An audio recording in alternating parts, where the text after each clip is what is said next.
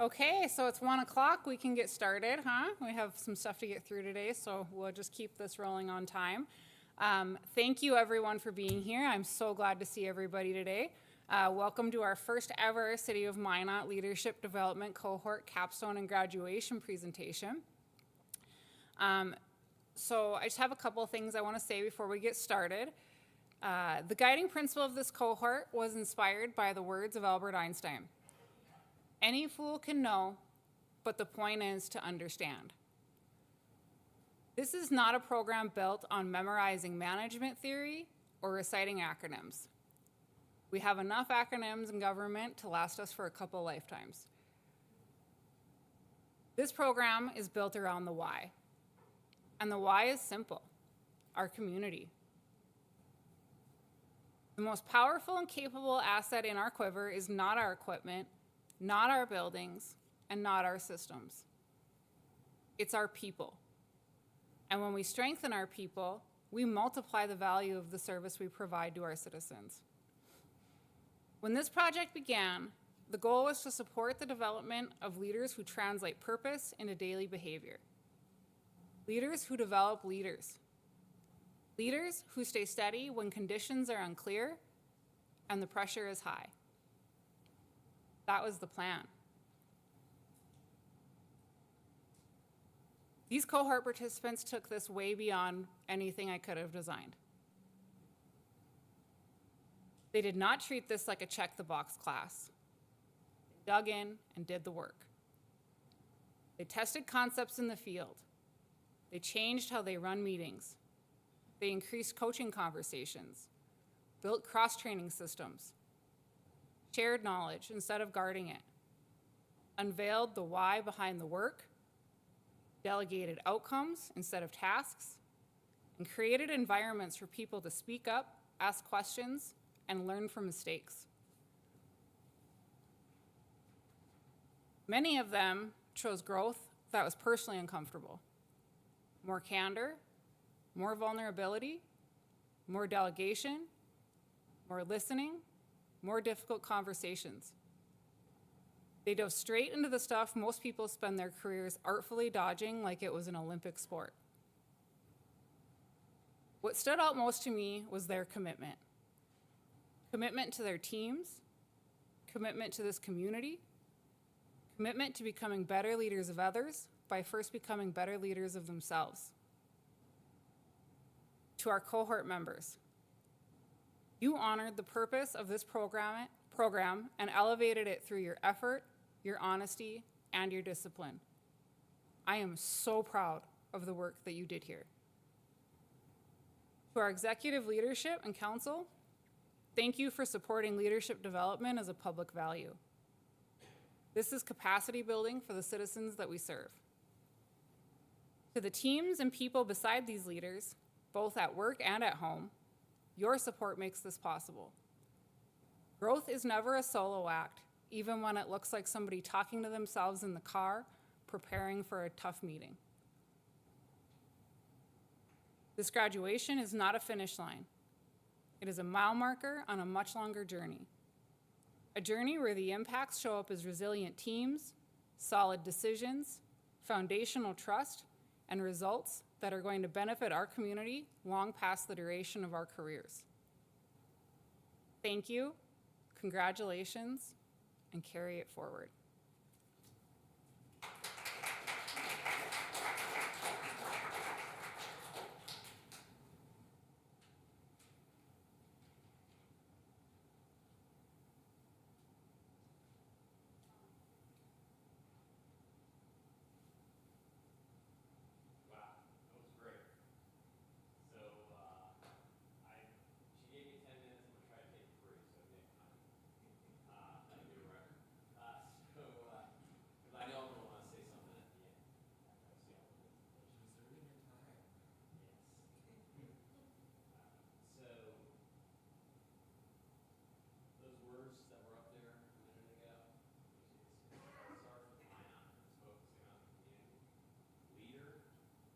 Leader development, I tell you, I hate the word manager, even though it's in my duty time.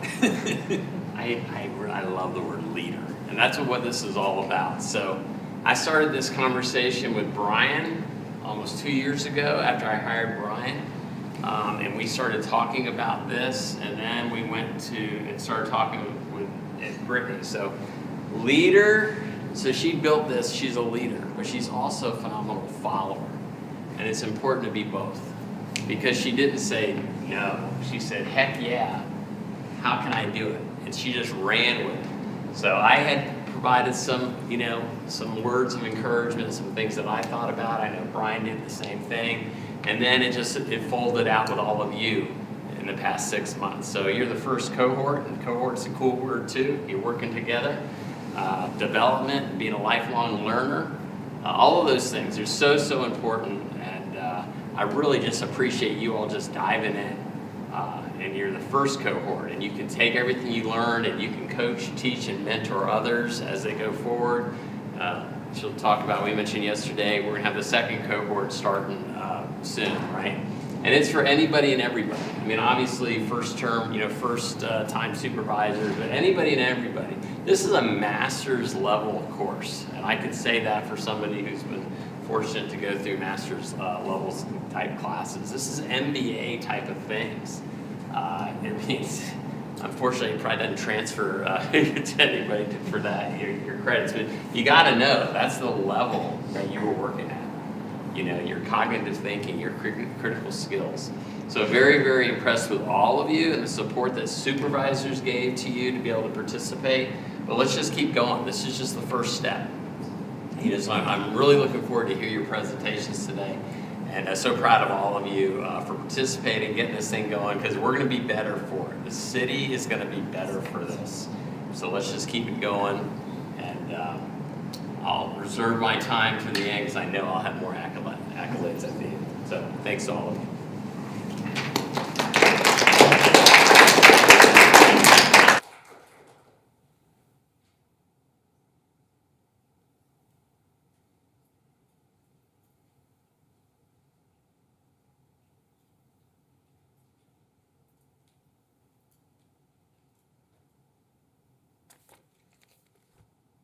Good afternoon, everybody.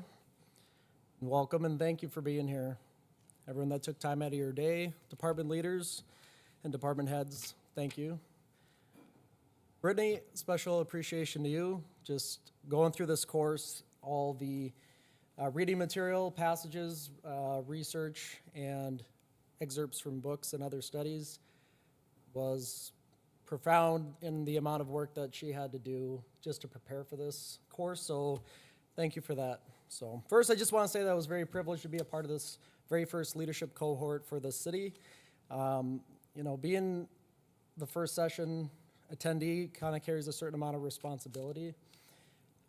That we weren't just participants, but we're also kind of the test case, kind of a proving ground for an example of what this program was, what it meant to our city and to our people, but also kind of among the foundational members of what this program can evolve into the future for future cohorts to follow.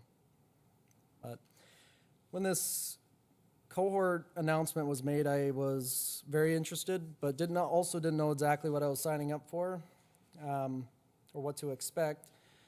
But certainly didn't think we'd be having a Nerf war to discuss and teach the concepts of bounding and leaping or confronting a problem, adapting, and finding solutions.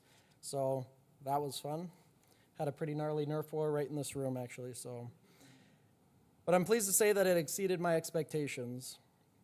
In policing, and no different than any other position across the city, leadership is not optional. For emergency services, every shift requires coordinating emergency responses, mentoring your officers or those under your leadership, multitasking across competing priorities, many times delegating under pressure, and making decisions that can sometimes carry lifelong consequences. What this course highlighted throughout was that leadership is not about being in charge, but it's about taking care of the people under your charge.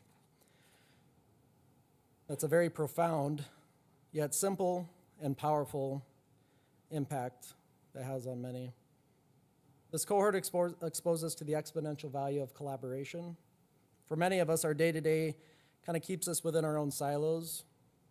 Police, public works, fire, water billing, whatever it is, we all serve the same city, but yet a lot of times we don't cross paths in meaningful ways unless our positions also cross over into those. But this program really broke down those barriers. Through raw discussions, problem solving, talking about leadership in today's world, we built relationships that don't normally happen in the daily rhythm of our operations. One of the most powerful themes for me was trust. Trust is the foundational building block of every successful team. Without it, communication breaks down almost immediately. Morale can drop, stress rises, but with it, teams thrive. We talked openly about how stress management, workplace satisfaction are directly linked to leadership. Clear expectations, clear communication, genuine support, and integrity aren't all things that are just nice to have. They are essential. This cohort challenged me to examine how I intentionally embody those values, not just in policy, but also in practice. Among the many concepts reinforced throughout this course was that of accountability, of ownership. As leaders, we must own everything within our world. If morale is low, if expectations are unclear, if performance is slipping, that's on us. But that mindset eliminates the excuses and replaces them into action. As a result of this cohort, I've implemented more one-on-one meetings with my officers that I work for. Intentional, genuine conversations, not just about performance metrics, but about who they are, what motivates them, where they want to go, and how we can work together to get them there. When people know that you care about their development, not just their input or their output, something changes.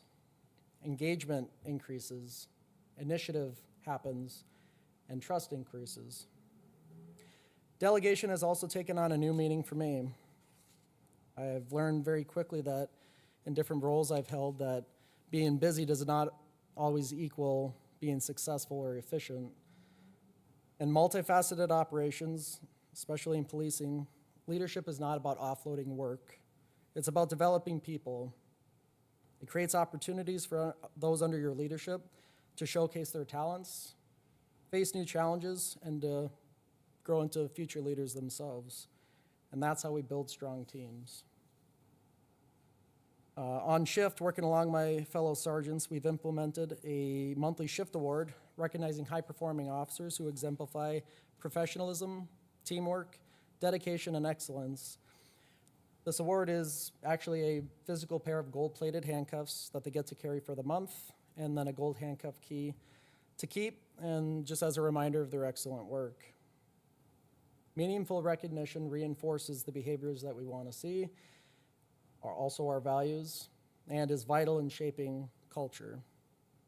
In the arena of special operations, we've reorganized our team for greater efficiencies and clarity of roles. We've delegated key responsibilities to leaders within the team and created things like rotating on-call shifts for rapid 24/7 response, capabilities for critical incidents requiring advanced tactics and tools. We've also reignited partnerships with area agencies and teams, including the Minot Air Force Base and other regional partners, expanded joint training and mutual aid capabilities. That kind of collaboration, which not for nothing, we were already working that way and doing, but certainly the principles from this course helped greatly with that. Certainly strengthens not just our city, also these other agencies, but also our entire community. In my profession, perfect can oftentimes be the enemy of good. We operate in an environment where you can do everything right and still tragedy happens. What this cohort didn't demand was perfection, but it did bolster excellence. It required trust, forward thinking, introspection, being vulnerable for the sake of having real conversations about the challenges that we face in our own departments and the city. And excellence doesn't happen by mistake. It is intentional. It's disciplined. And it's rooted in the professionalism, responsibility, integrity, and then dedication. It's built through trust, a constant theme this cohort emphasized repeatedly. The self-evaluation exercises help me to confront both strengths and yet humbling blind spots. Growth also doesn't happen by accident. It happens through true self-awareness and committed action. This course also provided not just ideas, but structure and resources. It re-energized the why behind all of us in our positions, why we serve, why we protect, and also to develop the next generations of leaders who will carry the city forward long after we're gone. So as we conclude from this first cohort, my hope is that this program continues to grow. I like the idea of college credits, actually. But I hope future participants experience the same level of honest conversations, department collaboration, and exposure just to the depth of information that is yet to be known and was contained in this course and beyond. Because leadership is not a rank, it is a responsibility. It's ownership, and it's selfless service to others. So to this cohort, thank you for your candor, your insight, and your willingness to grow together as fellow leaders. Thank you.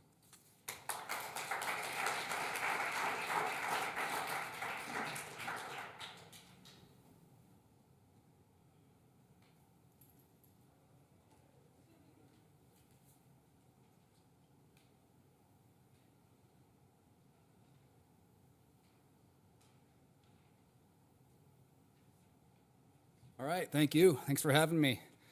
I'm Colin Kittleson. I've been with the Water Treatment Department for 7 years now. And in the last 2 to 3 years, we've had about 15 new hires come through our department. So that has its obstacles for difficulty for older, experienced operators to provide training for them. I found a issue starting to arise through all these new hires coming through the plant that it took a lot of time and wear and tear on our older operators to have to train them. It's part of the requirements. Also, what's part of the requirements to train and perform their job duties is mechanical valves, pumps, motors, to perform maintenance on them. Understand the water chemistry, laboratory work for the water sampling, the instrumentational knowledge, the water regulations on a state and federal level, customer relationships, operations of the water treatment process, and the distribution system, which requires 32 off-site facilities that we also maintain and operate. Also to acquire Class B CDL, understand water hydraulics, and then lastly, to provide that training. There's a lot happening there, and I see aware on the older generation, the experienced operators, so I try to find a situation or resolving for that. So out of all those job duties, training I think is the hardest. Anybody been a trainer here before? Any teachers? Parents? What do we do on a day-to-day basis with parents? We're teaching. So with that being said, you have to know it to teach it, right? Example, a couple days ago, me and my son were taking a drive, and he's learning his directions, north, south, east, west. He goes, "Dad, I think everywhere I look is north." I said, "Well, that's not right." He goes, "Well, how do I know?" I said, "Well, the sun sets in the west, and it rises in the east. Then you can figure out your north and south." He goes, "Okay, what if it's nighttime?" "Okay, North Star. You can find North Star, right?" He goes, yeah, that's good." He goes, "Who got to determine that the sun sets in the west and rises in the east? Why can't it be backwards?" I don't know. Good question. We'll Google it. I'm driving right now. He goes, "Oh, it just, we're talking about how compasses work." I'm like, "Oh yeah, well, compass. That'll help you. If you have a compass, you'll know where you need to go, northwest." He goes, "Well, yeah, how does a compass work?" Like, okay. Good question. It's been a while. Like any father, I started to tackle it the best that I could. I'm like, "All right, buddy, we got a solar system, and we're tilted on our axis, and there's a north and south hemisphere. The equator's in the middle." And I said, there's the waves, the tide waves, and it's with pole and magnetism. And he's looking at me. I said, "Yeah, we'll Google this." All right, I don't know how to explain this to you at your level, and I right now don't understand it myself. So how do you teach it if you don't know it? So with that being said, I was trying to incorporate an initiative to have new hires train new hires, to take that wear and strain off of our experienced staff, the one less thing that they have to worry about. Well, if you promote that to the individuals at the water plant, they're going to look at you like you're crazy. You say you want, or back up. I view everybody as a new hire with 3 years or less experience at the water plant. So there's a 1-year probation period, and after that, you're still, to me, consider the new hire still learning. So I was hoping to have these individuals who are off probation, who've been here for 2 or 3 years, train the new hires who are on probation, the same material that they've been taught. So I'm promoting that to the water plant. They're all looking at me and they're saying, you want new hires to train new hires? I'm like, yeah. To treat water? I'm like, yeah. Let's try it out. For twofold. What I learned in the leadership program was the 21 irrefutable laws of leadership. Did I read all the laws? No. But I found some that really correlated to us at the water plant. Is what can I do to add value to their lives? So these individuals who have passed their probation period, I wanted to give them value, make them be the mentor, be that leader to create new leaders, to be that trainer, to give them purpose in their training and to train our new hires. Also, what is required of us for that 21 irrefutable laws? Well, what's required of us is to treat safe potable water for 50,000 plus users all the way to Botno and out to Kenmare. That's a lot, it's pretty heavy. It's a lot of responsibility on an individual. With that being said, we need to have a pretty solid training program to create competent operators to know what they're doing to sell this water for people to consume. So with that being said, I was promoting all this at the water treatment plant to give purpose to these individuals, to create this mentorship program, to create the training, to take some less strain off of our experienced operators. With that, what that also entails having a psychological safe environment. Until now, I didn't know what that even was. Psychological safe environment, in my words, is having the ability to show your vulnerabilities in your work environment without having recourse or being made fun of. How do you build a strong training foundation if you can't have individuals ask those silly questions to understand what they're learning properly? And I don't like the word stupid, but ask those silly questions to fill in those holes to make sure that they're learning it properly. So one of the 21 irrefutable laws was also to be the change you want to see in the world. So how do I be that change to promote a psychological safe environment so people can get proper training? I'm like, well, psychological safe environment, show my vulnerabilities. Well, I'll start telling stories of my mistakes, showing my vulnerable side, asking those silly questions. I just asked a guy not too long ago how to work the Excel spreadsheet to put a formula in. I'm there now. So to be the change that you want to see in the world, I started to showcase that, hopefully that everybody else could also have that vulnerability to ask those silly questions, to build that strong foundation of learning. Lastly, what do we get in return, and what is the greatest reward? Well, in return, with this initiative, we can have experienced operators take their break. We get those individuals who have passed their probation period be able to have purpose and meaning, to be the mentor, to start using their leadership qualities to train new leaders. And the greatest reward is that we're giving value to our team, creating more trust and more of a psychological safe environment. So all that, we're doing pretty good. We're having a lot of less hostile work environment with older operators becoming more relieved, get the training off their back. And those operators who've passed their probation period, they are now being meaningful. So the biggest question that I had, like recourse, is how do we make sure that these new hires are training the proper information to these new hires? Good point. How do I make sure that the information is right? Well, we created quizzes every 3, 6, 9, and 12 months for this probational period. We quiz our new hires to make sure that they're understanding the material, that they're progressing, and if not, we kick that in the butt and get it in the right direction. And then doublefold, we've also created a year-long operator competency workbook that involves all of that mechanical valves, pump, motor, water chemistry, laboratory work, instrumentational knowledge, water regulations on the state and federal level, customer relationships, and how the treatment plant and the process all tune together with the distribution system. We created this big, thick workbook that they have to finish by the end of the year to show that they are deemed competent and get out probation period. So I thank you so much, Brittany, for instilling all that on me. It was not easy, but uncomfortable conversations and moving forward. It's been a really great ride. Thank you guys so much.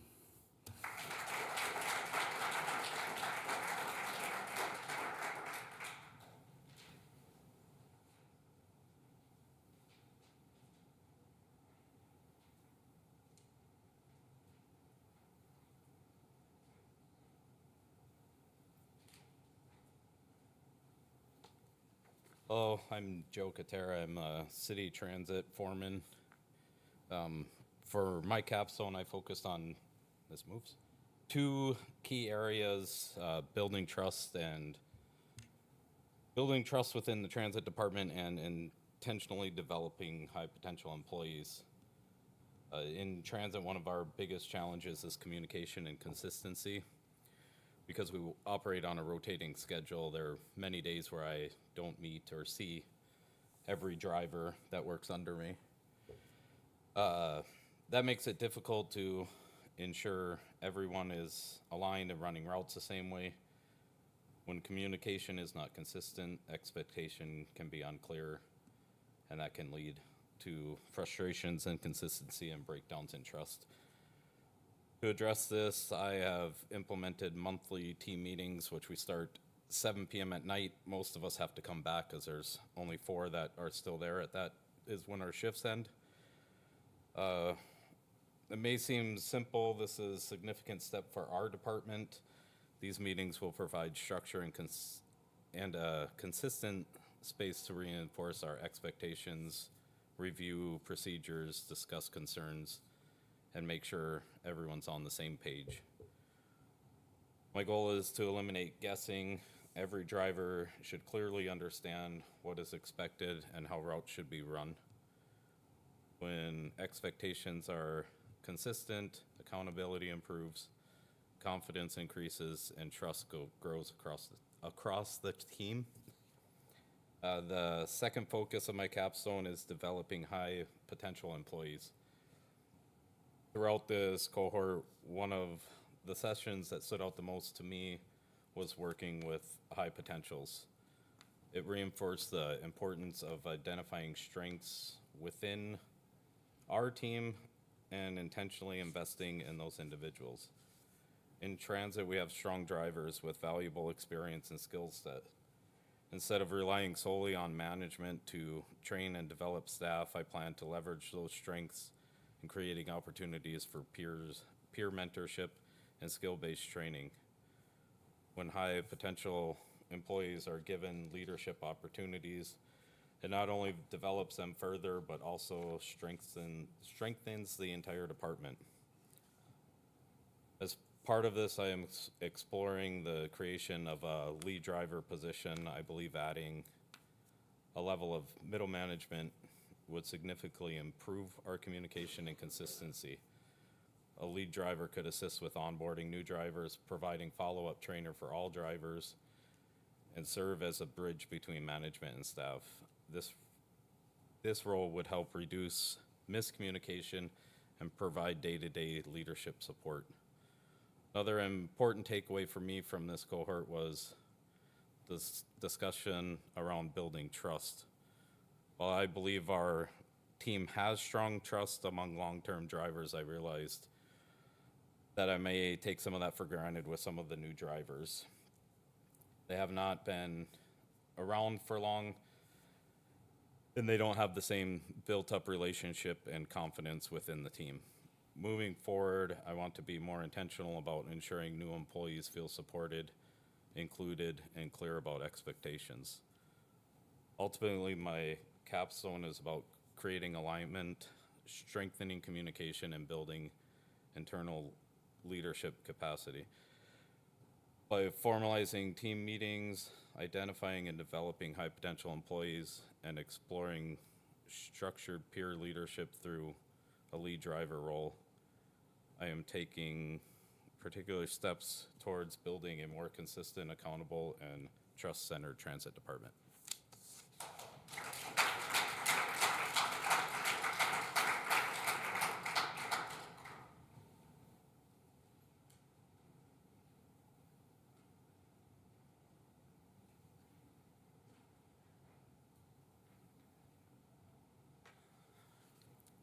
Hi, my name is Randy Monley, and I'm the children's librarian at the Minot Public Library. During the leadership cohort, we discussed how how trust is built in teams through consistency and leader accessibility. Reflecting on my own team, I recognize that my fluctuating schedule due to community engagement often makes it hard to reach me and sometimes leads to inconsistent communication on my end. To address this, I have implemented a monthly meeting for the Children's Library staff to ensure consistent information sharing and provide a space for brainstorming and ideas. I reviewed all of our staff schedules to ensure the meeting would not place undue burden on anyone. One member stays late 30 to 45 minutes, and another arrives 2 hours early once a month. And our adult services librarian covers the children's desk during our meeting. Currently, I prepare and distribute the agenda at least 1 week in advance so staff can review topics and suggest additional items. Staff have expressed positive feedback regarding the new schedule, appreciating the dedicated time for collaboration and the ability to contribute to meeting topics. They have noted that these changes have improved team morale and fostered stronger cohesion and trust. And we occasionally vary our format. We visited the Magic City Discovery Center during one meeting for an educational and team building outing. The topics we address include facility updates, programming updates, changes at our circulation desk, staffing, basically all the things. Since starting our monthly meetings, we have seen reduced shelving errors, demonstrating a direct impact on focused discussions about our operational efficiency. Additionally, improved communication ensures that all children's staff are promptly notified of upcoming programs and consistently informed about updates with the City Council, the Library Board, our director, and other departments. By this summer, I'm hoping to simplify the agenda and keep a blank version in the workroom to encourage staff to contribute topics, followed by having a different staff member plan and run the meeting each month, so this does not become another me talking at you situation. We are going to be inviting the director several times a year to see if he has any feedback for us as well. We are going to continue through this year, reassess in January, and focus on evaluating the effectiveness of the meetings, the frequency, the quality of staff contributions, what measurable improvements we're seeing, and also just staff feedback. I also plan to conduct a staff survey to gather insights into how meetings are perceived and identify areas for further improvement. As staff see my trust in their input, I hope they will feel empowered to share more ideas. Lastly, I sincerely want to thank the City Council, city staff, and Brittany for making the leadership cohort possible and including me in it. Often, the library feels very much like a silo next to the city of Minot, and the cohort meetings and one-on-one meetings with the other cohort members, it had a really huge impact on my personal morale and making me feel like part of the team. Thank you.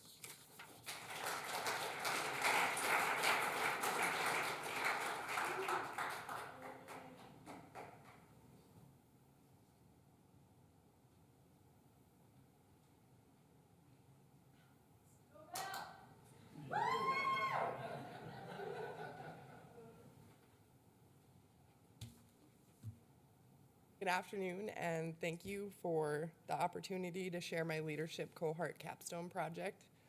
My focus has been strengthening a small but essential team by improving workload balance, psychological safety, and coaching-based leadership. Our utility billing and treasury team has 4 employees and supports all water and sewer customers while managing the city's receipting and deposit functions. Because we are such a small team, the loss of one of our staff members last summer clearly revealed how vulnerable our operations can be. Even one absence significantly affects our ability to meet daily responsibilities. During planned staff leave, we work collaboratively to maintain continuation. Despite reduced staffing, we kept a 98% on-time completion rate for daily payment processing and customer service, which was a key indicator of our resilience and teamwork. This was tracked by looking at the amount of checks that we took over to the next day, and most days we didn't. We usually got all the payments applied. The Leadership Cohort program provided valuable perspective by connecting me with other middle managers who face similar challenges. Using what I learned, I shifted my leadership approach to emphasize coaching, psychological safety, and consistent communication.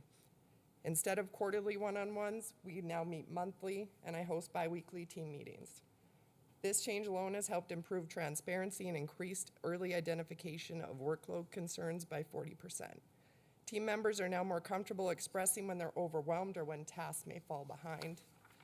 And that was tracked just looking at before the changes were made, how many times an employee would come in versus when I would go see them when you could tell something was going on.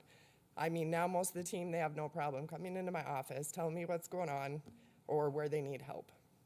Since 2022, our team has managed major process changes, including implementation of Munis for utility billing and special assessments, new payment system integrations, bank transitions and electronic deposit adoption, 2 credit card provider changes, proactive customer outreach. These efforts help reduce disconnections by 18% and lowered manual processing time by 12%. We have been tracking the amount of outgoing calls made compared to the reduction of weekly utility disconnections.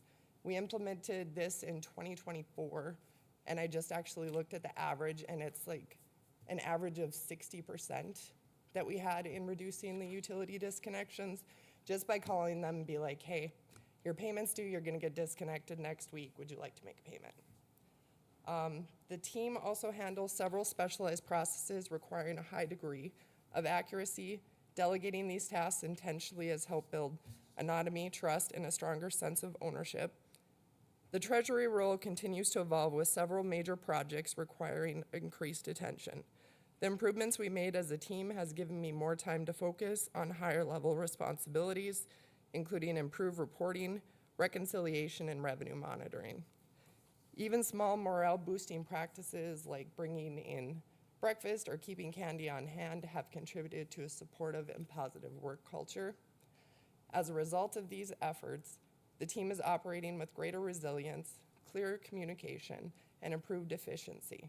We've strengthened cross-training, increased process reliability, and enhanced our capacity to handle workload fluctuations. Overall, the team is more aligned, confident, and better positioned to support the city's evolving financial and operational needs. Thank you for your time. I'm proud of the progress our team has made and look forward to continuing this work as we support the city and their customers.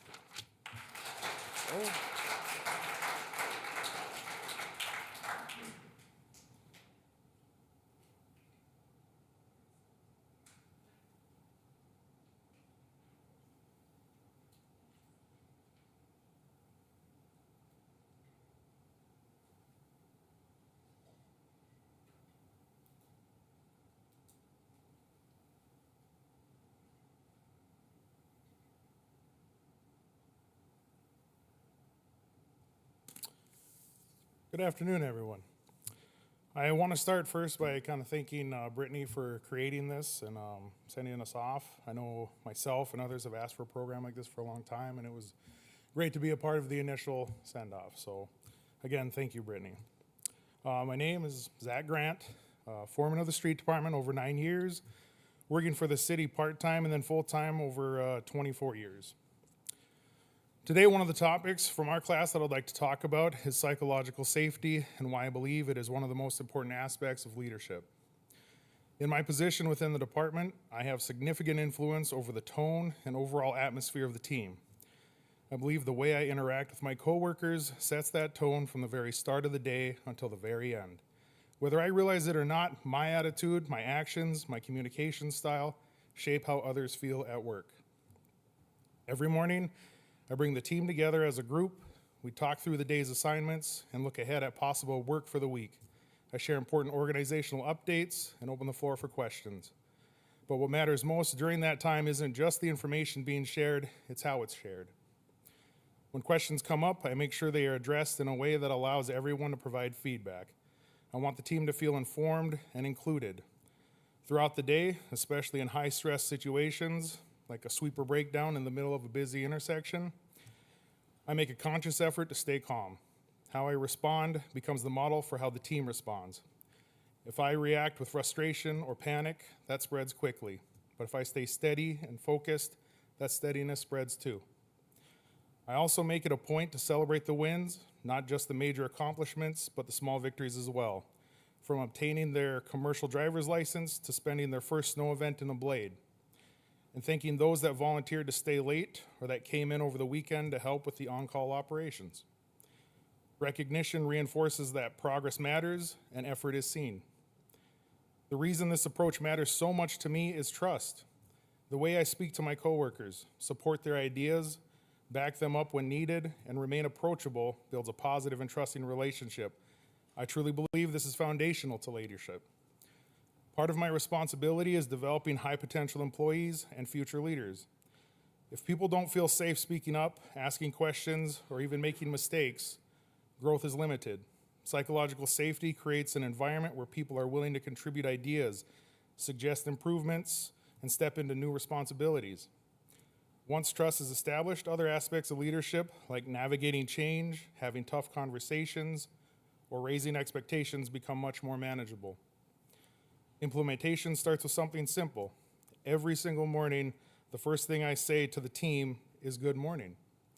No matter how my day has started or what challenges I may have already been facing, I begin with a welcoming tone. Not frustration, not disappointment, not negativity, just a professional and positive start. Before I started doing this, the morning often began awkwardly, as I waited for everyone to quiet down. Now, however, I can sense anticipation as I prepare to greet them. More often than not, my good morning is met with a response from the majority of the room who say good morning in return. That morning meeting becomes the foundation to our day. We discuss the plan, address concerns, answer questions. What I've noticed is the team members now feel more comfortable suggesting different ways to approach a task or volunteering for certain assignments. To me, that's evidence that they feel safe. They aren't worried about being shut down or ignored. At the end of our morning meetings, I remind the team to be safe and have fun. Our work is safety sensitive, and that must always be the priority. But many of the team had shared that as they grow more confident operating equipment and doing the job, they genuinely enjoy it. It's important to acknowledge that that's okay to enjoy the work while still respecting the responsibility that comes with it. Sustaining psychological safety takes consistency. It requires daily awareness, mental preparation. I have to remember the influence I carry in my role. Empathy and trust building cannot be occasional. They must be intentional and ongoing. I believe a team should never have to wonder what mood their supervisor is in or how they may react on any given day. Leadership should provide stability, clarity, and space for collaboration, not unpredictability. When people feel psychologically safe, they engage more openly, support one another more effectively, and perform at a higher level. For me, psychological safety isn't just a leadership strategy, it's responsibility. And it starts with how you show up every single day. Thank you, be safe, and have fun.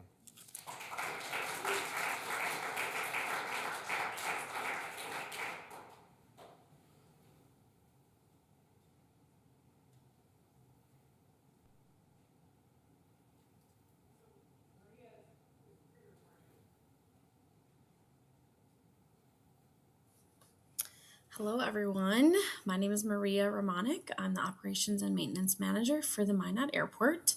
I want to start out first by saying thank you to our various contributors, like the department heads, supervisors, my boss, folks that help contribute to the development each week for the last 6 months or so, and the peers that were part of this class for contributing to the development of one another, and then Brittany with HR for her collaboration and all the time and effort she put into putting this pilot program together. So thank you. I want to first touch on the concepts that we went over that I felt were most beneficial to me and my role as an operations and maintenance manager. And I'll delve a little bit more deeply into these in a couple minutes. But the top 3 that hit home for me were psychological safety, curiosity-based leadership, and building trust in teams. So the area that I thought could be my focus area for implementation of these concepts are through monthly team tabletop emergency scenarios. So right now, the Federal Aviation Administration requires us to only review or conduct a tabletop annually. And that really provides us limited opportunities to put practice into play.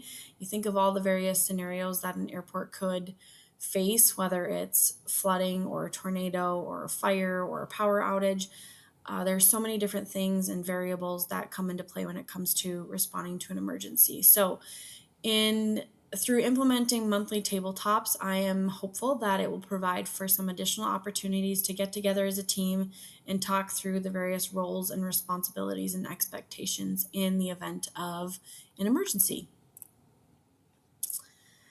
So through our monthly team tabletops, my overall goal is to gain familiarity over time through repetition of exercise reviews, while also providing opportunities to discuss the various challenges that may be presented at any given time.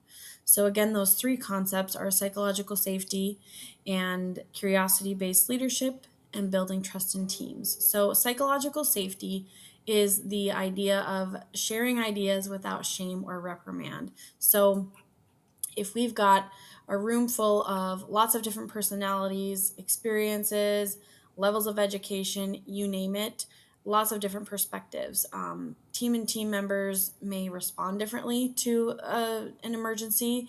So we've got our policies and procedures in place, but even just the way things will be handled could vary significantly from person to person or team to team. So these conversations will provide for an open and informal environment to talk through the scenario. Curiosity-based leadership is an opportunity to pose questions and concerns before a real emergency occurs. So as I kind of mentioned through psychological safety, we have a lot of different variables and considerations, lots of what ifs, lots of different capabilities depending who's on staff or how many people are on staff. What is the weather during the time of the incident? You know, if you have a blizzard versus a hot sunny day, you may respond differently to an event, an emergency. Do we have a full terminal, a terminal full of passengers, or is it empty? What is one team's role versus another, which could depend on what the situation is at that time. And then we've got logistical challenges that will impact operations. So providing a space where these kinds of questions are welcomed is the type of leadership that I strive to emulate. And then the last one, building trust in teams. So reliability and repetition, creating consistency of expectations when under pressure. So in reviewing plans and procedures, processes for situations only will strengthen the confidence of individuals and understanding ultimately their team. And I'm hopeful that the monthlies will then also provide a better understanding of the various teams, their roles, leading into improved response for an emergency and ultimately return to operational readiness. Moving forward, we have held 2 of 13 tabletops. So when I say 13, I'm looking to do these monthly, but the FAA has us identify 13 specific scenarios. So again, snowstorm, a fire, power outage, things like that. So we've worked through 2 scenarios. We've got 11 more to go. These scenarios may or may not coincide with real world events. So the very first one that we held was actually about 2 weeks after another regional airport had a similar situation. So we kind of played off of that real world event and applied it to our airport. How would we handle it with the staffing, the layout, and things like that? We've got multiple shifts. So each monthly meeting is going to be held at a different time. We'll be catching different shifts. We've got rotating shifts. So hopefully we'll catch a lot of different people bringing in various perspectives. So each month it'll be a different team mix. And then my personal goal is I have implemented or added a goal into my ADP profile to conduct these monthly. And then I'm hopeful I'll reevaluate this at the end of the year and see how we can make changes or further develop the monthly tabletops maybe into something a little bit more, maybe bringing in some stakeholders, key stakeholders that may have a significant impact depending on what the scenario of the month may be. And then last but not least, thanks again. Thanks to the city for providing an opportunity like this to develop your employees like me. It helps us to become better managers for the boots on the ground folk. A lot of us came with little to no experience. We've just put in our time with the city, and so it's nice to have some professional development like this. And then overall, thank you for the improved pride of city employees. I think this will only further contribute. Hello, everyone. My name is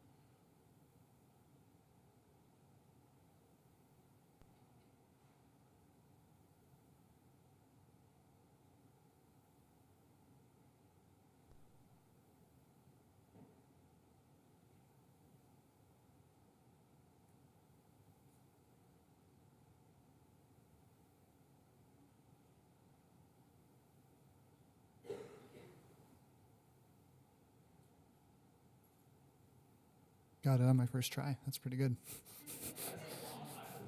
Well, it's one of the new passwords. I don't know if you guys have had to do that yet. Anyway, yeah, my name is Dan Falconer. I work with the planning department, and I wrote my leadership capstone over the process improvement initiative process. That's a lot of redundant words, but we usually just call it the PII. And so I volunteered to learn how to be a more effective leader in that setting. I myself don't have any direct reports, but during that process, I kind of become a de facto leader of a small group. And we tackle a project or a problem in a department or an area that requires a greater level of coordination, usually beyond one single department. And so I thought this cohort would be a great experience for me to learn exactly what kind of character traits or strategies or other things that I could leverage to do a better job at that. And it turned out really good. So the first few things that I learned were from the psychology of leadership. And through that, I took away that the visionary leadership style that I tended to gravitate towards was a really good fit for the PII processes, because those you'll need to bridge the gap between a current state and a future state. And to get to that future state, you kind of have to set all your preconceived notions aside and just try to find a way forward. And that was very helpful to know how to work on that leadership style. During this time, I took over 2 PII teams. One was to move code enforcement from the planning department into the police department. This one was where I leveraged the building trust in teams. It was 2 departments that didn't have a whole lot of overlap at the beginning, but now I feel like we know each other a lot better, and through the process mapping we did, everyone understands what's going on. There's no miscommunications, and I feel like we work really, really well together now. I hope you guys feel so too.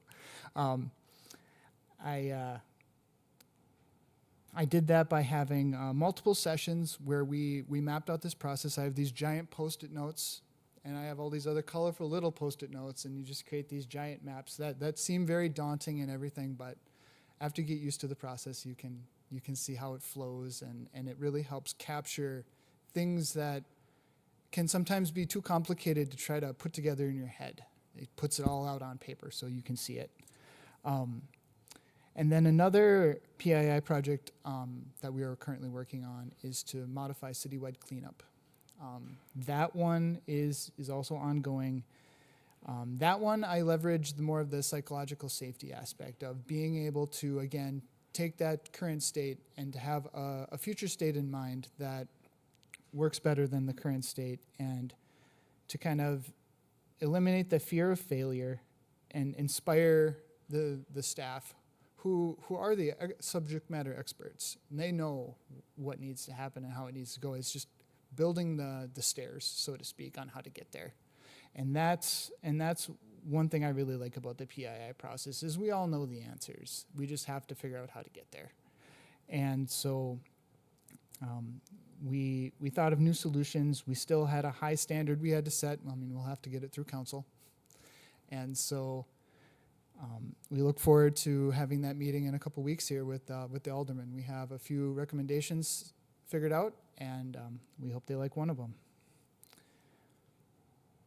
And then the last is, as a planner, change is kind of my role in the city. I am the one who helps people kind of grieve for what they're going to lose and then try to look forward to what they're going to get in return, whether it's a change of property or something like that. And so knowing how people react to change and how it can literally be a very painful process for some, and how to tailor these projects and things so that instead of it being such a bad process, let's say, they get to be part of that change and they get to kind of drive it and take ownership in the solution that they choose. And that was a very powerful chapter for me, was the managing change. I feel these leadership strategies I took away from these courses, they helped me become a better PII facilitator, and I look forward to doing more in the future. Here's a picture of the board with all the arrows and going everywhere. Defining problems, looking for root causes. As for sustainment, Brittany has given us probably about 40 books to read now, so we're gonna get started on it. I think I have one done. I look forward to more PII opportunities after I get these two done. I would love to train more staff on how to do the PII process, and the most important thing that I took away from this process was the peer mentoring, and that really helped me get to know everyone a lot better. And now I feel like if I do have an issue or a problem, I know exactly who to talk to, exactly where to go. And conversely, they know what I do now too. And so we can help with that and help the city become a better place. So with that, thank you for listening to me.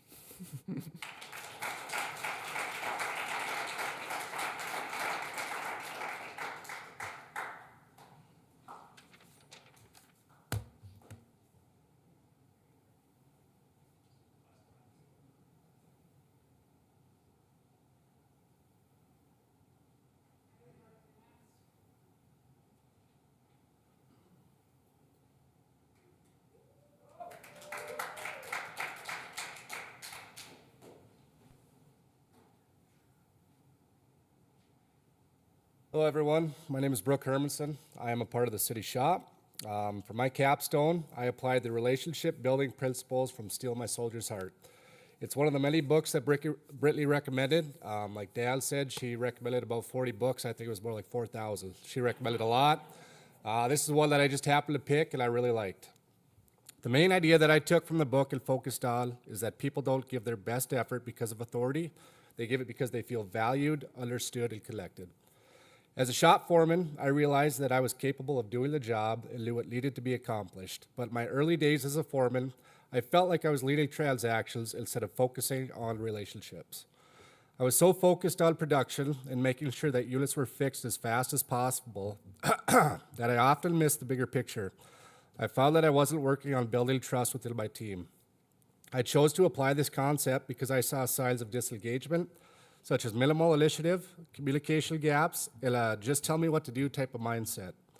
I wanted a team that didn't just comply, I wanted a team that actually cared. I implemented this learning in a couple different ways. I shifted from directing to collecting. Instead of starting conversations with tasks, I started with the people themselves. Every morning I do walkarounds and I get updates from the team and talk to them about what projects are next. As I started asking them more questions related to them personally, instead of just focusing on the shop's needs, such as I asked them how things were going, how their kids were doing, and how their weekends went. This simple tactic helped fuel more engagement from the team. They would bring up issues sooner, lines of communications greatly improved where conversations would yield details on what they were working on because now they felt that they were heard and better understood. The book itself emphasized that trust grows when leaders fight for their people. When my team needed a tool or help with an issue, instead of telling them to just handle it, I personally helped in every way that I could, from giving them an extra hand to helping procure a tool or make it to help complete the job. I made it clear that we are all in this together, and if that they're having an issue, I'm having an issue. The shop began escalating issues sooner, and instead of complaining about systems, they focused on solutions. Previously, success was assumed. If a job was completed, we moved on. Now we pause and we recognize, what did we improve, who stepped up, and what did we learn? I started praising the team on their individual highlights and showing them that I was paying attention and that I was happy when they would succeed. Over time, initiative increased, mechanics began mentoring and helping each other without being told. Pride became visible. The key lesson here is that consistency builds credibility. If I asked how someone was doing, I had to remember that answer next week. If I committed to solving a problem, I had to follow through. This helped the shop grow and become more self-reliant. Now when I have to leave or go on vacation, we have seen members of the shop step up and take on added responsibilities to help make sure that the work is still getting done and it's getting done effectively. Because the real lesson from Steal My Soldier's Heart is this: leadership is not about control, it's about connection. And when people feel valued, they don't just meet the standard, they raise it. Thank you.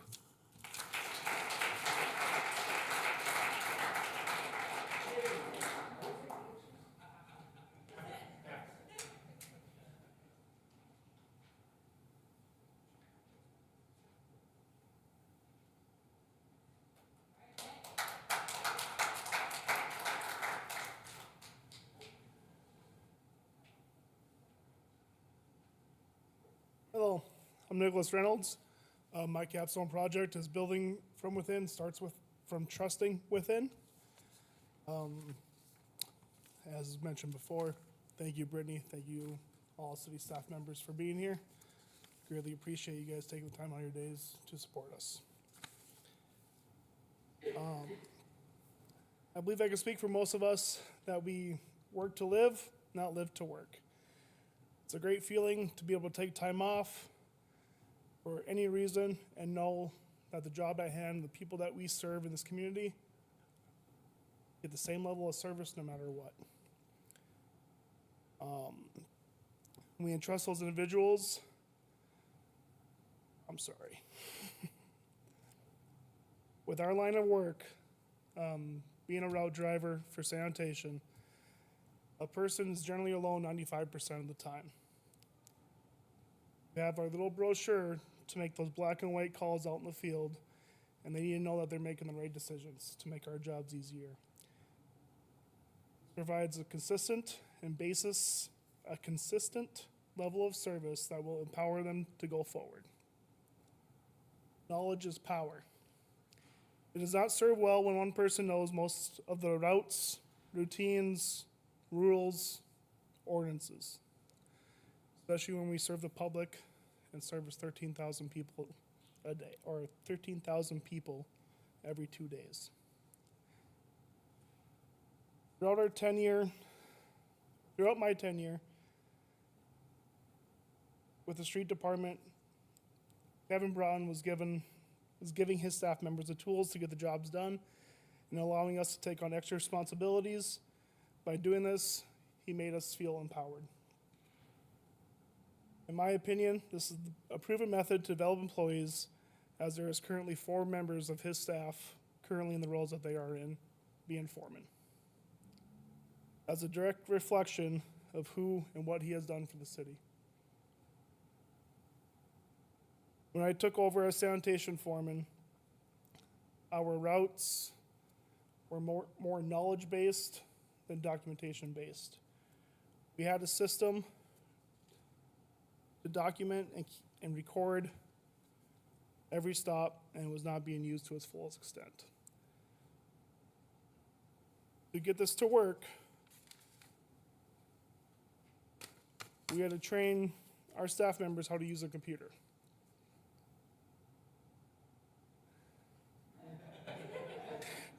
To train somebody how to use a computer and open a web browser was not on my 2026 bingo card. Maybe it was on yours. After a thorough discussion and opening those groundworks, we found out what worked best. What would work best to get those people to understand how to use a computer. By doing this, they are able to log in every single day and see the way they drove those routes in previous days to better make it better efficiently, to better run their routes more efficiently on a daily basis. Took a page out of the PD and Fire's book where the trainee becomes the trainer. The course of the last 15 years, sanitation has not had to hire a single person. With these new route runners, they are using that brochure as that black and white rules to follow. So those people will become the trainees. Those trainees will become the trainers as we hire new people going forward.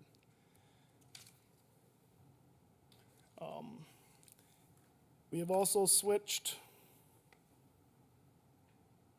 the drivers have also switched routes more frequently to get a better level of service across the board. This provides a better level of service going forward. Hard. You guys made it look so easy, I'm sorry.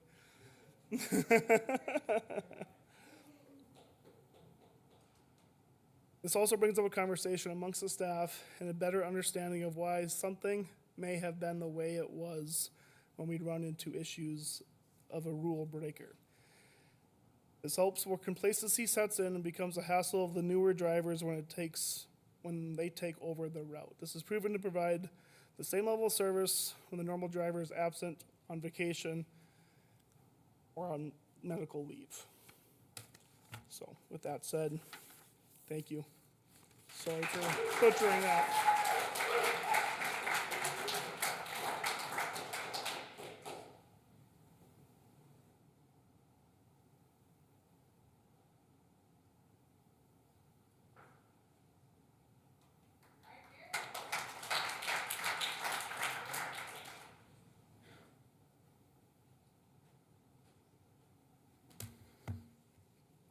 USB-A work? USB-A for my computer, does that work? Probably not. I don't have an HDMI port. I got an old computer. I don't really need it. It was more of a distraction just for you to keep from not looking at me. I mean, there were some cool slides on there, but all right. I'm Kerry Shriak. Work for the fire department, been with the city for 17 years. My cohort or my capstone presentation is on developing trust through coaching and communication. My leadership focus is developing trust within our teams through intentional communication and a coaching leadership style. Throughout much of my career, I've leaned toward completing tasks myself to ensure they were done correctly and efficiently. While that approach works in the short term, it doesn't build future leaders. This cohort, I recognize the need to shift from being task-focused to being people-focused, from doing the work myself to developing others to do well.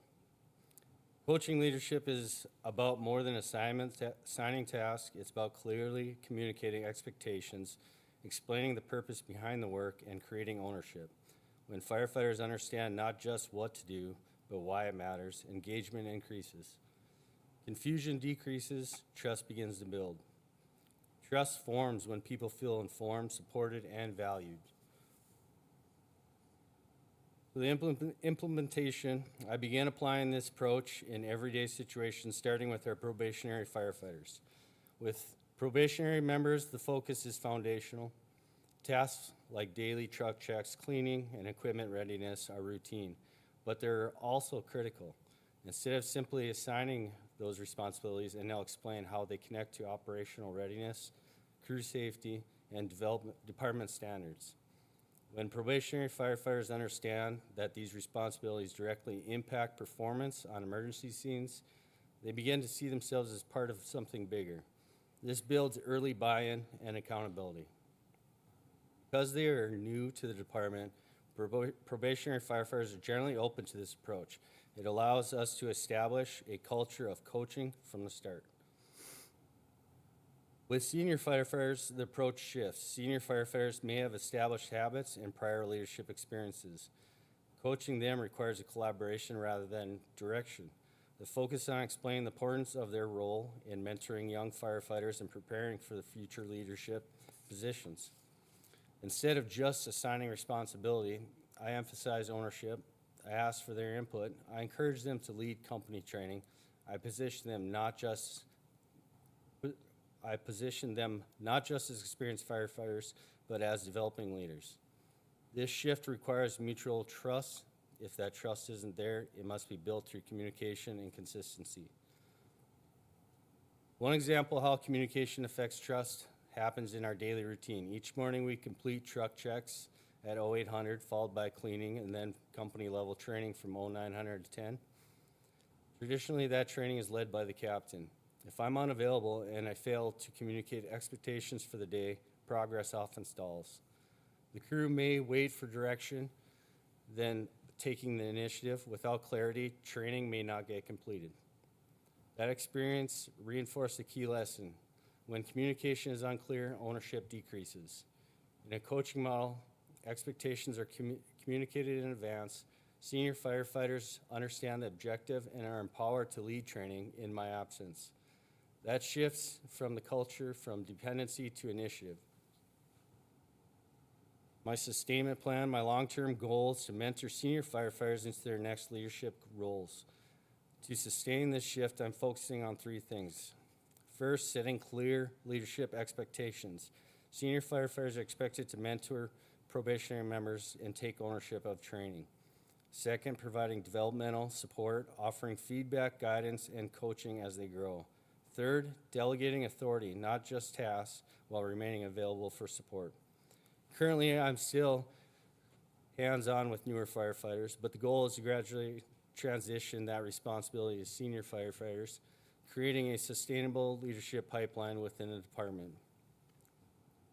Trust and communication are constant themes in the fire service leadership, and for good reason. Clear communication builds understanding, understanding builds trust, and trust builds initiative. For this to work, I must continue improving. I need to communicate expectations clearly and explain the why and create space for dialogue. Coaching leadership requires visible investment in people. By shifting from completing tasks myself to developing others, I'm not just improving daily operations, I'm helping prepare the department for the future. Developing trust through coaching and communication is not a short-term initiative, it's a long-term commitment to building leaders and strengthen our culture.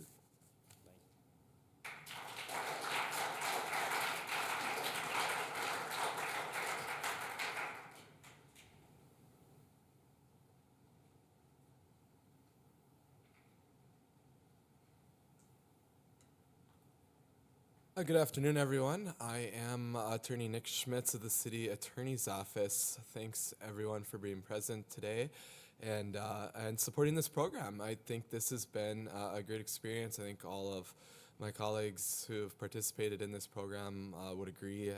Most of us have expressed that. So a little background here. It's kind of interesting being a part of this program as an attorney because as an assistant city attorney, I don't have any direct reports. I don't supervise people in the traditional sense, don't perform traditional management roles. Also, when you go to law school, you come out of undergrad, you can have any 4-year degree, you go to law school, you learn about the law, the history of the law, so on and so forth. You don't really learn how to be a lawyer.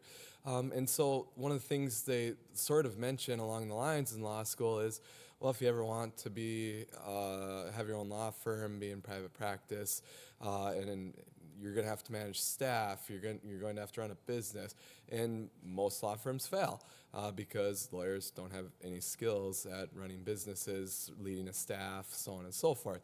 And so in that context, being a part of the leadership cohort was a big benefit to me. So I thank my supervisor, the city attorney, Steph Stahlheim, for supporting me in being a part of this. I was interested in it because these are some areas that I've struggled with working with the city. So when I was thinking about what my capstone should be, I identified a couple different areas that would help me benefit the people I work with through leadership, even though I wasn't supervising them or didn't have direct management over them. So a couple of those areas: self-management, ownership, trust in teams.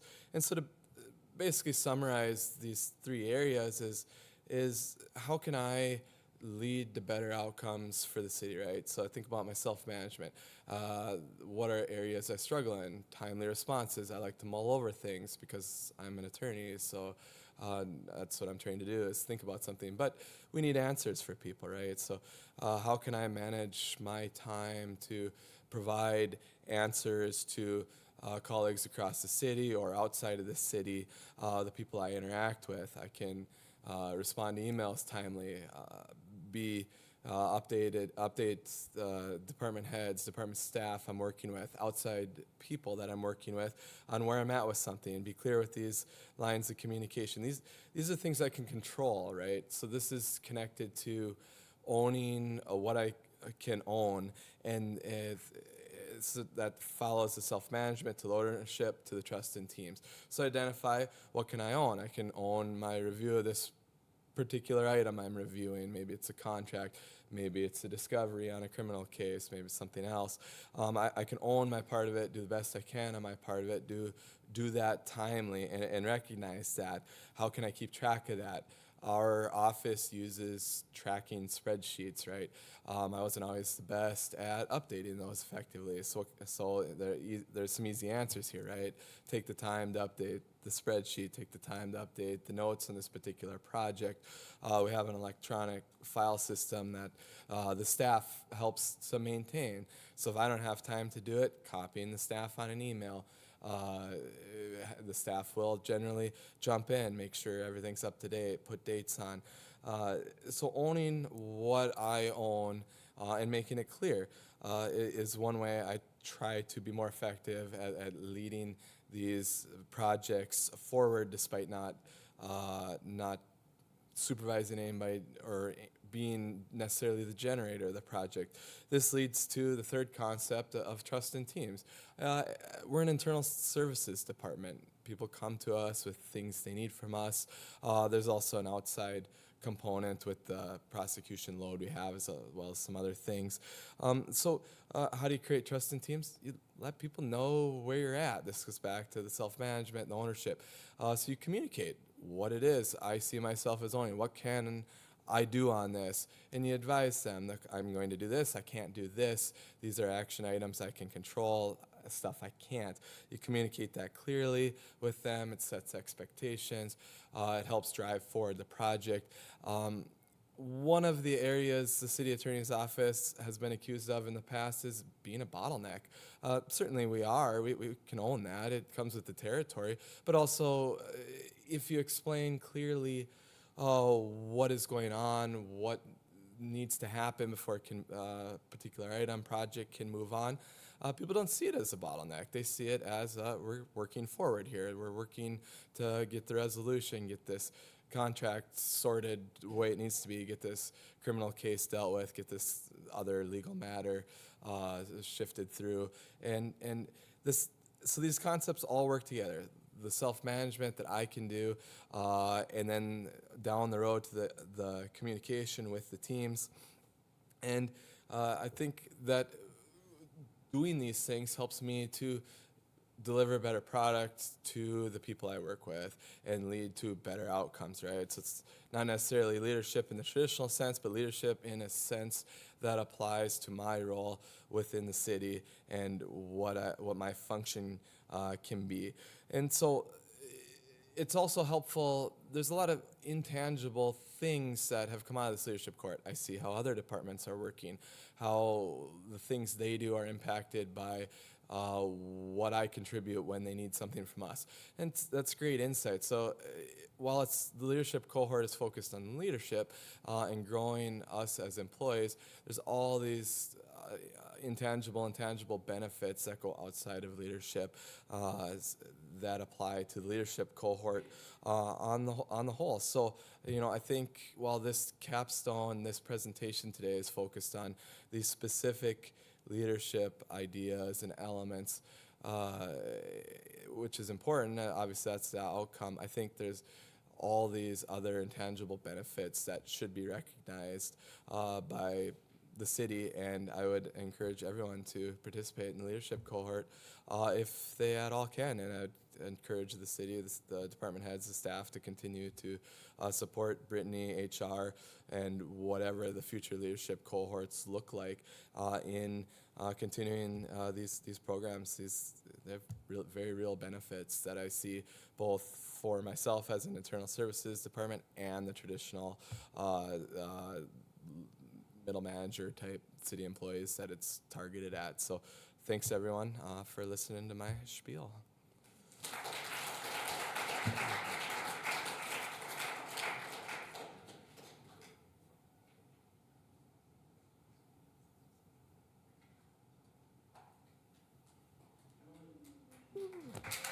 Hello. I also have slides, so I'll wait for those pop up on screen. Because a little fun fact about me, I did my 4-year undergrad in education, so slideshows are kind of how I think these days, but did a lot of practice building them, so I like having them around to think. But anywho, as part of my project here with the leadership cohort thing, I focused my project on fostering psychological safety by leaning on values-based leadership. So, getting into it, what I did for this project was really more focused on working on myself, not really focused on working on my team. So I found that in the process of 2 years of being a librarian, I got really bogged down in all of the stuff that I had to get done. Ooh, this does move very easily. I got really bogged down in all of the stuff that I had to get done, all the different tasks and processes that I needed to learn. And so I found I kind of forgot about why I got into librarianship in the first place. So the most powerful thing that we learned here in this cohort, and that was easiest to apply, was reconnecting to the values and the why that brought me into librarianship in the first place. So I find power in naming things. So my professional values that I identified were learning, surprise, surprise, humility, and transparency. My personal values that help feed into, of course, everything we do. You're a person when you come to work, you're a person when you leave work. The 3 that I named there were humility, fortitude, and respect. And as far as my why, I believe that libraries are in a very real way, the First Amendment. So access to information is a moral imperative of any society to maintain, and libraries protect citizens' freedom of thought. So that's why I think all of these values and different things are important when we think about libraries and why I got into librarianship in the first place. So next step of the process was sharing those values with my team of 4 people, and then integrating those values into various meetings and discussions that we were having, whether those were formal, planned, or if they were kind of impromptu sessions. And then, of course, as any experiment has to go, you have to observe the changes that you notice to see if what you're doing is working or if it's not working at all. Right, which brings us to the results. So by incorporating values a little bit more into meetings and discussions, what I noticed was that my team had more buy-in on different changes that we were all thinking that we wanted to make. There was a lot less blame getting tossed around in all of these different things, like, oh, so-and-so didn't do this, so-and-so didn't do that, or they did this wrong. There's a lot less of that going forward, and they didn't feel the need to bring me receipts to prove that what they were saying was true, so that's been great. And there's been a lot more focus on solutions. So what can we do as a leadership team, because all of my people are also supervising other people while they are on what we call the reference desk. So what can we do as a leadership team to change things that we want to see changed? But with this practice also means it's been a lot easier for me to share my own thoughts with my team. And I've noticed that when I have reconnected with my values, with my why, it's been a lot more, I've gotten a lot more focus and I've gotten more productive, I've noticed. I've got some large projects and I'm making pretty quick progress on them, so that's been really nice. And then, of course, we need to have evidence. So one of the ways that I incorporated values into meetings and different things like that is I built one of these. At full credit where credit is due, this piece of paper, the inspiration for this piece of paper, came from my previous job, where the department head of where I used to work would lead every single meeting, doesn't matter how big, how small it was, would lead it by reading the mission and the vision of our department. And I was like, that was pretty powerful, so I'm gonna incorporate that. So I took the libraries, put it on a piece of paper, we start every meeting, we start every eval, every formal discussion. We start with this. So we keep the mission of the library, the vision in mind, and the core values of the library at the forefront of every discussion. So that's been good. More evidence for practice is in evals. Underneath that top sheet that we just saw, there was a whole long list of adjectives. And so what I do in the evaluations is I have my staff highlight different adjectives that they feel that they are really strong in, and then I highlight 3 and we have a discussion about it. It's a really helpful way to frame it, I have found. Lets people brag about themselves without a rubric in front of them, so they don't have to think in numbers. So I found that to be pretty effective as well. And then this is the real evidence. At our regular meetings, before I got really intentional at connecting to my values and the why, what every blue box on this screen is somebody's name. So a receipt that they brought me, this person made this mistake at this time, every blue box is a name. So that's the before. And then we see 2 months later, in the after, we see no blue boxes. There was nothing that I needed to cover up. There was a lot more focus, a lot more emphasis on what are we going to do to change this thing versus this person did this wrong. We need to stop that from happening. So we have a to-do list at the bottom instead of just receipts, which has been really nice as well. And that's kind of been how the meetings have been going. And then, as far as sustainment plans go, I'm gonna continue using that mission and vision sheet. I think it's been really impactful. The team seems to like it as well. I'm gonna keep on going with the vulnerability aspect, which comes from sharing my values, all of that stuff being very intentional with these conversations. I would like to establish some shared team values, because maybe my team doesn't want the same professional values as me. That's great. I think that's perfect. So I want to work with them to establish at least 3 shared values that we all want to use to guide all of our work going forward, and to use those values to hold each other accountable to what we actually want to see accomplished. So that ties into the monitoring through a values-based lens as well. And then, key takeaways for me, vulnerability is hard. I'm not sure if it's happening, it's happening a little bit now, but whenever I get nervous or defensive or anything like that, which vulnerability for me is not easy. So it looks like I'm having an allergic reaction. I promise I'm not. So that is just kind of what happens whenever I practice this thing. So it is difficult. I know it's difficult. We all know it's difficult. We all get up here and talk. But yeah, it looks like I'm having an allergic reaction, and that happens even in one-on-one conversations. So, but I also think that despite the discomfort, despite all of that, demonstrating humanity as a professional is paramount. People don't want to work for a robot. They want to work for a person. So it's important that they know that they're working with a real human being, which is something I had to learn. But also with more clarity from me, that means trust and psychological safety follow a lot more easily with my team. And then one thing that I wound up writing just kind of as a reflective piece is, without vulnerability, without sharing something that is deeply true about myself with my team, talking about values is disingenuous lip service and nothing more. So if you don't put your money where your mouth is, it's not really going to go anywhere. But that's what I got.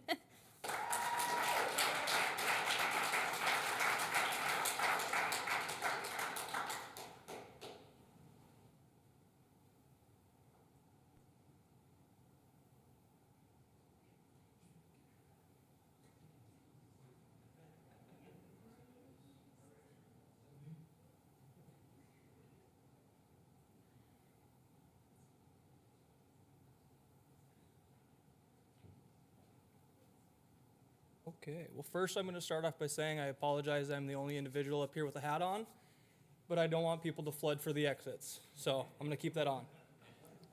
Thank you, city staff. Thank you, Brittany. Thank you, everybody who put this together. This was a great class. We learned a lot from it, and I think a lot of us can take a lot away from this. Good afternoon. My name is Matthew Oswalt. I've been with the street department just over 4 years.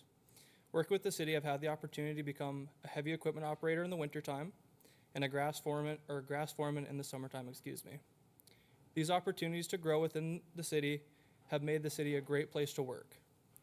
Thank you for the opportunity to present my capstone and putting this class in place for us to gain knowledge, skills, and confidence in the management and supervisory roles. For today's topic, we will discuss the power of a positive attitude and how in leadership it boosts employee morale. In today's fast-paced workplace, morale, the overall mood, motivation, and sense of well-being among employees can make or break a team's performance. Research consistently shows that leaders' attitudes are contagious, and a positive one acts as a powerful multiplier. Today, I'll share why this matters, backed by evidence and what it means for effective leadership. First, let's define it. A positive attitude in leadership isn't just smiling. It's maintaining optimism, focusing on strengths, showing appreciation, and approaching challenges with resilience and support. This attitude directly influences morale because emotions spread. Positivity is contagious, and negativity even more so. When leaders model positivity, employees feel valued, energized, and trusted. Studies confirm this. For example, research on positive leadership shows it significantly increases employee engagement and well-being. One study found that positive leadership promotes employees' positive emotions, which in turn boosts engagement, creating a cycle where people invest more emotionally, cognitively, and physically in their work. Another key finding from Gallup Research Institute shows that teams with supportive, positive leaders report higher morale, lower stress, and stronger relationships in the workplace. So what specific effects does this have? Number one, it boosts engagement and motivation. Positive leaders help employees feel supported and valued, leading to higher engagement. Gallup research again shows that teams with highly engaged employees are 21% more productive. Positive leadership creates that engagement by fostering trust and meaning in work. Number two, improves well-being and reduces stress. Employees with positive, supportive leaders report up to 35% higher well-being. According to Harvard Business Review studies, this reduces burnout, absenteeism, and turnover, directly lifting morale. Number three, enhances productivity and retention. Happy, positive environments drive results. One study noted from the University of Warwick, happy employees are 12% more productive with supportive leaders. Positive leaders who recognize achievements and focus on strengths see employees stay longer. Glassdoor found that 54% of workers would remain if they felt more appreciation from their boss and higher management. Number four, and I think this is the most important for me, builds a positive culture. Positivity creates trust, collaboration, and innovation. Leaders like Satya Nadella at Microsoft turned around low morale by emphasizing empathy, growth mindset, and positivity, leading to a renewed energy and success. In short, a leader's positive attitude doesn't just feel good. it delivers measurable gains in morale, engagement, and performance. As the next wave of emerging leaders, we can apply this immediately. Lead by example, celebrate wins, listen actively, and frame challenges optimistically and show genuine appreciation. Small actions compound into a high morale culture where people can thrive. One small piece I really liked from one of our guest speakers was Alan from the landfill. And one thing he had said was, people do not want to be managed. They want to be led. And that is something that's really stuck with me. In conclusion, a positive attitude in leadership isn't optional. It is a strategic advantage. It elevates morale, fuels engagement, and drives better outcomes for teams and organizations. Thank you so much for your time.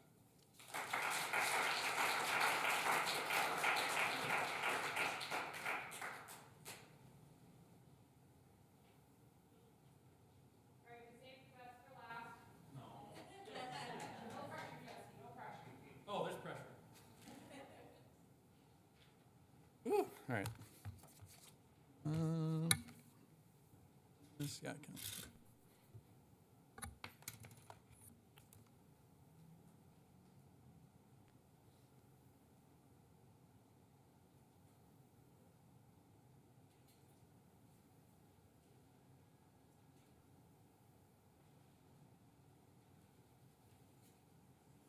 Go back. There we go. Okay. This thing on? Hello. Hey everyone. Thank you for having me. Thank you for having me in the cohort. Thanks for being here to listen. So I'm going to go over kind of what I learned from the cohort, what really resonated with me, and what I'm going to do, what I'm going to take into action as I move through my duties. So what I learned in our sessions, I learned a lot of different ways to handle leadership in the cohort through our sessions. A few things really resonated with me. I keep these values in mind to some degree already, but leaning more into them will be beneficial for myself and my coworkers. I learned of the different types of leadership styles and their pros and cons. They range from being very results-driven to being very lax. When I first stepped into my role as project manager for the engineering department, I operated under the rule of lead others how they would want to be led, with more regular check-ins and feedback. I always felt like treat others how you want to be treated is a good rule to fall back on, and most of the time it is. However, in this regard, I have since learned that not everyone wants to be led in the same way I would personally want to be led. It turns out it may be more beneficial for the team if I figure out the team's preferred leadership styles. I may have someone on my team that prefers frequent check-ins, and at the same time, someone else who prefers not to be checked in on and to be entrusted with their work and left alone. My goal will be to learn my team's leadership styles and develop a hybrid style of my own that can be more tailored to the individual. My intent is for this to foster a better space for my team to be productive and to also feel comfortable with bringing any ideas or issues to me. Next thing I learned, another value that was taught to us was the buy-in. It was essentially the idea of getting into the trenches with your team and to not ask them to do something that you aren't willing to do yourself. The example given to us was that of Major Winters of the 101st Airborne Division in World War II.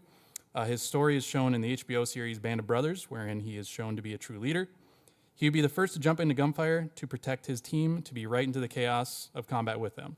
Now, while my working environment is certainly not a literal battlefield, this concept of doing and performing with your team is very important. I first started as an engineering technician with the engineering department in 2018, which has helped me learn the basics of everything we do in this department. It's prepared me to step in wherever needed, and I feel I now have a well-rounded knowledge of all levels of our department. However, part of being an engineer is to continuously be learning. I know there's more for me to figure out, and I will do what I can to do so. One of the last things that really resonated with me from our cohort was that of the Delancey Street Foundation. It was an organization built around self-help and helping people at their lowest, ex-convicts, substance abusers, homeless, etc., to help them become better versions of themselves. Long story short, they built a community consisting of people in similar predicaments. They were all given a role in this community, such as running a coffee shop, cleaning the buildings, and created a culture of self-reliance and discipline. It's built around the idea of fake it until you make it. They are all told to pretend they are productive members of society, and by pretending, they become it. They all lean on each other when needed, and statistically, it is a very successful program for rehabilitation. The creator of the program also lives in this community, which brings me back to the buy-in. I resonate with the fake it till you make it mentality because I found myself using this strategy before.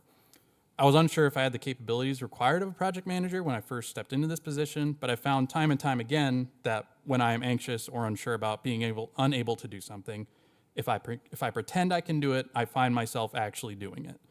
I also think it is important to build a similar culture within my team.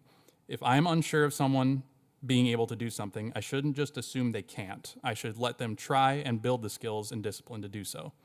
The more people on my team that are self-reliant, the stronger the team is overall. I've struggled with properly delegating tasks, and I sometimes end up overloading myself. Therefore, I think what I learned from the Delancey Street Foundation is something I can learn from to remedy this issue. Now, with these things in mind, I plan on applying them in the following ways. First thing I'd like to do is to give the team more opportunities to learn. There's a lot of tasks I just keep to myself because it ends up being easier that way. For example, one thing I typically handle in our department is contract preparation for our projects. It would be beneficial for everyone to know a little more of how our project contracts are framed, what we as the city are responsible for, and then what the contractor is responsible for. I learned this by stepping my toes into getting them ready for projects and just like getting in there and looking at them and doing them. And the rest of my team can likely do the same. Knowing more about why we do things a certain way is much better than just doing them without asking questions. So I want to give them chances to fake it until they make it, like I have and still do. Next thing is be available to fill any role when needed. Since I've worked in the engineering department from the ground level, I feel confident enough to step into any role when necessary. However, there is a fine balance between sharing the workload between my team and taking learning opportunities away from them. This summer, I'll be taking on the resident project representative role of one of our construction projects. This is the first person to contact for a project, and they're responsible for record keeping and quantity tracking, among many other things. Normally, this is assigned to an engineer or engineering technician, but we do have a lot of projects this summer.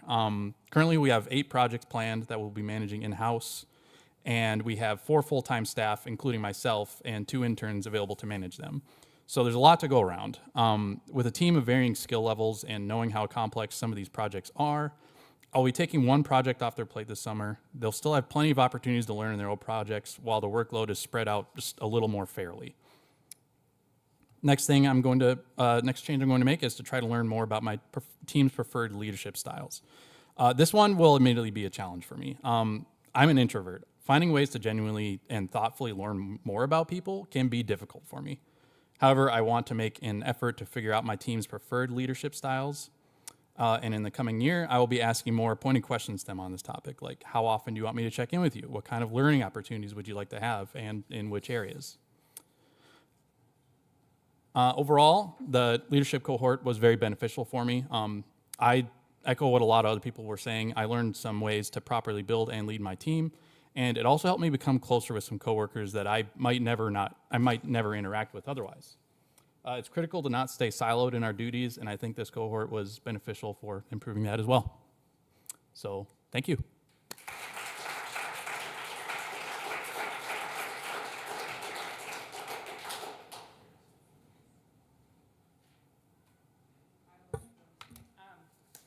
Thank you all. You did fantastic. Let's give them last round of applause. Thank you.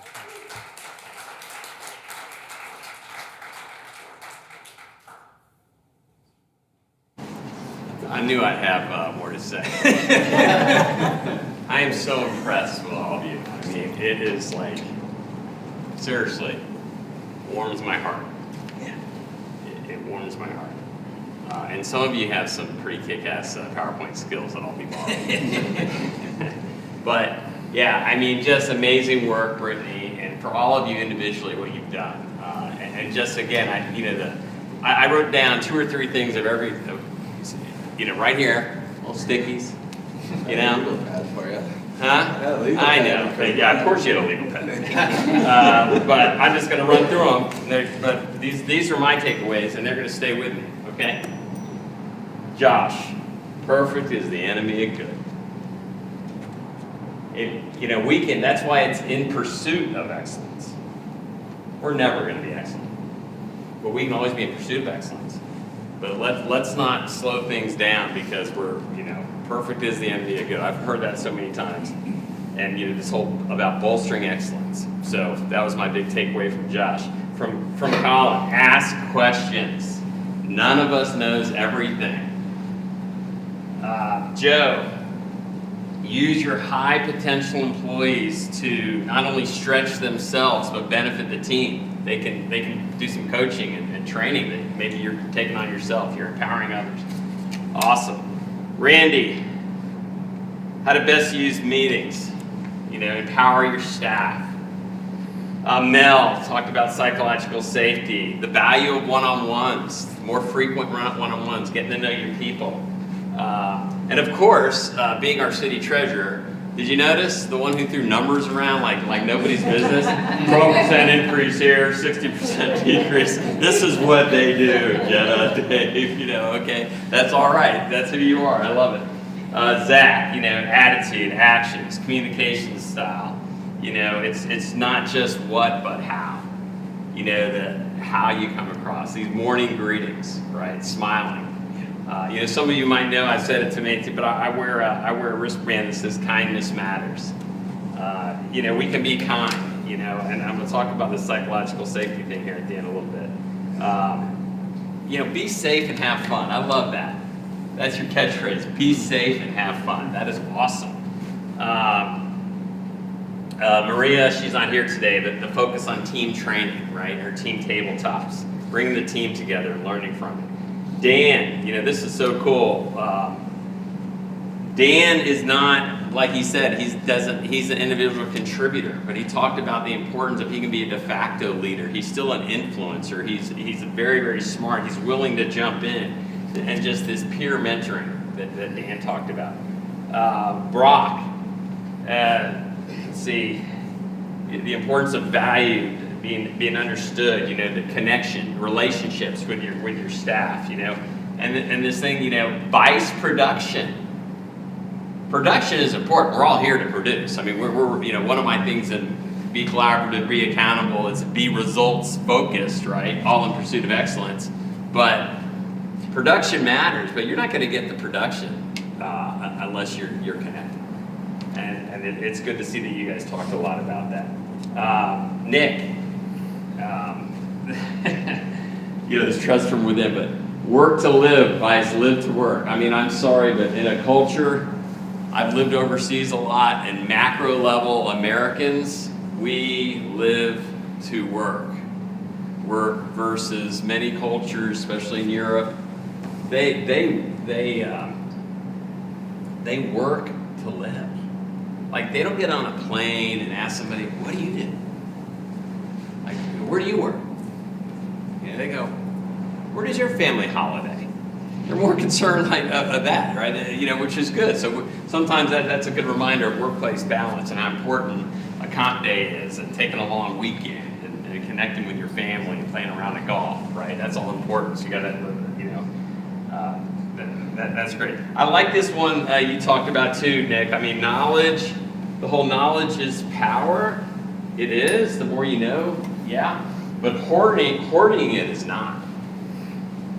I worked for somebody years ago that had all the knowledge, and we were worried, like, what's going to happen when he dies, when he retires? Because he's not teaching any of us anything. He's keeping it all himself, right? So hoarding the knowledge is not power. It's just the opposite. You're bringing the team down. Carrie talked about intentional communications, task focus to people, the why versus the what. There's always the what, but explaining the why. You're gonna, it's a good tactic to get buy-in from your teammates, so they really understand. And Matt had to throw out the Harvard Business Review on us, Kudos to that, right? But the importance of employee morale, the power of a positive attitude. I talk about, and many of you have been there, when Courtney hosts the new employee orientation, I go straight to page 71, right? And it talks about positivity.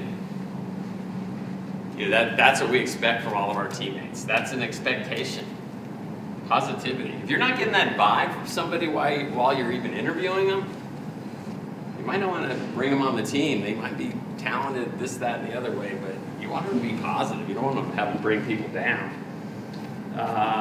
And then, let's see, Jesse, I had you on here or something, didn't I? I had to. Let's see, Emily, loved your briefing, psychological safety. Again, learning, humility.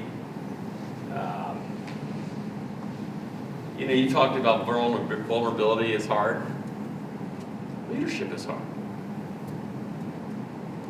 You know, no leader, I've never met a leader that some people don't think that person should be 6 feet under for a long time.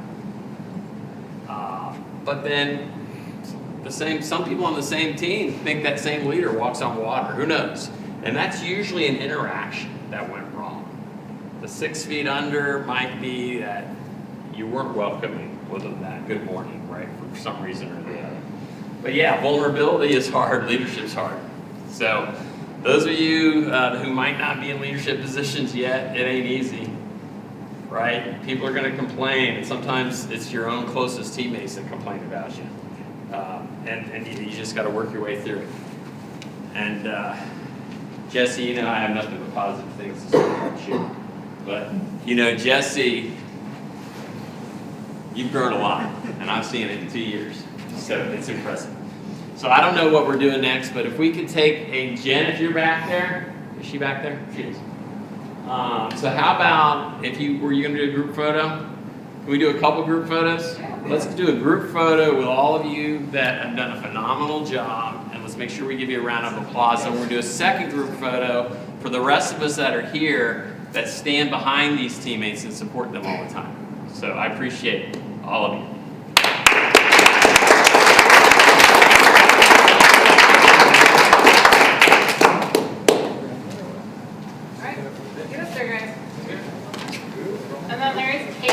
And there's cake. Ice cream cake. You don't have to.